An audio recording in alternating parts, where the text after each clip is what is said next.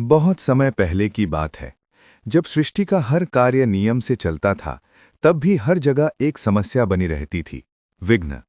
देवताओं के कार्यों में भी बाधाएं आती थीं, यज्ञ अधूरे रह जाते थे और मनुष्य का जीवन भी कष्टों से भरा रहता था।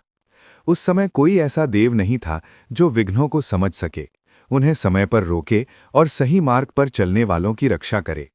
तभी इस सृष्टि को एक ऐसे देवता की आवश्यकता हुई जो स्वयं विघ्नों का कारण भी बने और स्वयं ही उन्हें नष्ट भी करे। उसी समय कैलाश पर्वत पर माता पार्वती के मन में एक इच्छा उत्पन्न हुई। उन्होंने सोचा कि उन्हें एक ऐसा पुत्र चाहिए जो केवल उनका हो, जो उनकी आज्ञा का पालन करे और उनकी रक्षा करे। माता पार्वती ने अपने शरीर के उपटन से एक बालक की रचना की और उसमें प्राण फूंक दिए। वो बालक जीवित हो उठा। माता पार्वती ने उससे कहा कि मैं स्नान करने जा रही हूं, जब तक मैं बाहर न आऊं किसी को भी भीतर मत आने देना। बालक ने माता की आज्ञा स्वीकार कर ली और द्वार पर पहरा देने लगा। उसी समय भगवान शिव वहां पहुंचे। द्वार पर खड़े बालक ने उन्हें रोक दिया। शिव ने उसे समझाने का प्रयास किया, पर बालक अपनी माता की आज्ञा पर अडिग रहा। शिव को क्रोध आ गया। क्रोध में आकर उन्होंने अपने त्रिशूल से उस बालक का सिर काट दिया।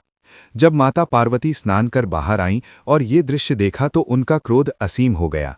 उनका क्रोध इतना भयानक था कि पूरा ब्रह्मांड कांप उठा। देवताओं को भय हो गया कि यदि माता का क्रोध शांत न हुआ तो सृष्टि का विनाश निश्चित है।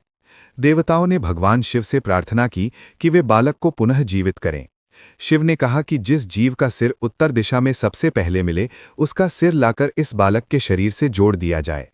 देवता शीघ्र ही एक हाथी का सिर लेकर आए। शिव ने उस हाथी का सिर बालक के धड़ से जोड़ दिया और उसमें प्राण फूंक दिए। बालक पुनः जीवित हो उठा। शिव ने उसे वरदान दिया कि वो गणों का स्वामी होगा और संसार में होने वाले हर शुभ कार्य से पहले उसकी पूजा की जाएगी। उसी क्षण से वो बालक गणपति कहलाया। समय बीतता गया। एक दिन चंद्रमा ने गणेश का उपहास किया। उसने उनके स्वरूप का मजाक उड़ाया और हंसने लगा। गणेश को ये अहंकार सहन नहीं हुआ। उन्होंने चंद्रमा को श्राप दिया कि आज से कोई भी तुम्हें देखने से भय करेगा। तभी से ये मान्यता बनी कि गणेश चतुर्थी के दिन चंद्रमा देखना अशुभ होता है। बाद में गणेश ने चंद्रमा के पश्चाताप को देखकर श्राप को हल्का कर दिया। इस घटना से ये शिक्षा मिली कि अहंकार ही सबसे बड़ा विघ्न है। एक समय महर्षि वेदव्यास ने महाभारत की रचना करने का निर्णय लिया। उन्होंने गणेश से इसे लिखने का अनुरोध किया। गणेश ने शर्त रखी कि वे तभी लिखेंगे जब वेदव्यास बिना रुके कथा सुनाएंगे। वेदव्यास ने भी शर्त रखी कि गणेश तभी लिखेंगे जब वे हर श्लोक का अर्थ समझ लें। इस प्रकार महाभारत की रचना हुई। कई बार गणेश जानबूझकर कठिन श्लोक लिखते थे ताकि वेदव्यास को सोचने का समय मिल सके। इस कथा से संसार ने जाना कि गणेश केवल बल के देवता नहीं, बल्कि बुद्धि और विवेक के देवता भी हैं।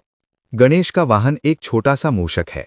ये प्रतीक है कि चाहे अहंकार कितना भी बड़ा क्यों ना हो, विवेक रूपी छोटा मूषक उसे नियंत्रित कर सकता है।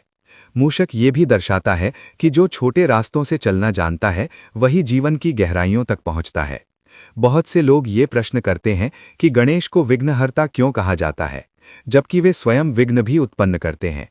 इसका उत्तर यही है कि गणेश गलत मार्ग पर चलने वालों के लिए विघ्न बन जाते हैं और सही मार्ग पर चलने वालों के लिए विघ्नों को हर लेते हैं। वे अधर्म के मार्ग में बाधा डालते हैं और धर्म के मार्ग को सरल बनाते हैं। इसलिए वे विघ्नकर्ता भी हैं और विघ्नहर्ता भी। एक बार देवताओं में ये विवाद हुआ कि सबसे श्रेष्ठ कौन है।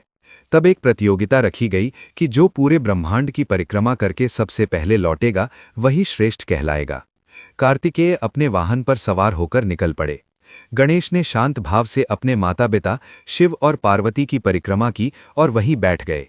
जब पूछा गया तो उन्होंने कहा कि माता पिता ही पूरा ब्रह्मांड हैं। इस उत्तर से सभी देवता समझ गए कि गणेश का ज्ञान सबसे महान है। इसी कारण आज भी संसार में किसी भी शुभ कार्य से पहले गणेश की पूजा की जाती है। विवाह हो, व्यापार हो, यात्रा हो या नया कार्य, सबसे पहले गणेश का स्मरण किया जाता है। मान्यता है कि जहां गणेश का वास होता है, वहां विघ्न टिक नहीं पाते। इस प्रकार भगवान गणेश केवल एक देवता नहीं है, वे जीवन का मार्गदर्शन है। वे सिखाते हैं कि अहंकार छोड़ो, बुद्धि अपनाओ, माता पिता का सम्मान करो और सही मार्ग चुनो। जो व्यक्ति सच्चे मन से गणेश का स्मरण करता है, उसके जीवन से बाधाएं स्वयं हटने लगती हैं। इसी कारण संसार उन्हें श्रद्धा से विघ्नहर्ता कहता है।